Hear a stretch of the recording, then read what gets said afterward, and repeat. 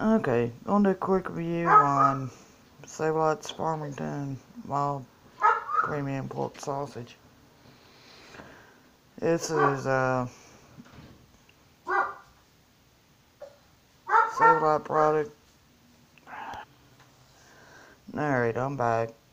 This is Save-A-Lot product. I think $1.79, $1.99. You can find it in back where they've got the lunch meat and sausages, breakfast stuff. It's a 1 pound size. It's a pretty good sausage. We cook it here all the time with sausage and gravy and biscuits, and substitute a lot for hamburger, like hamburger helper stuff. It's pretty good. It tastes pretty good. It's got a little bit of spice taste, but not too bad. I can't eat real spicy food because there's problems I have with my stomach. You get 6 servings in this. 160 calories.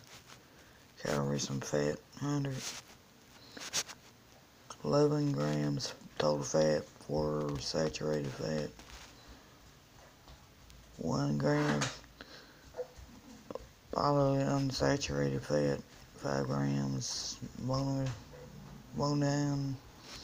monounsaturated fat, 360 sodium, 200 potassium, 14 calories.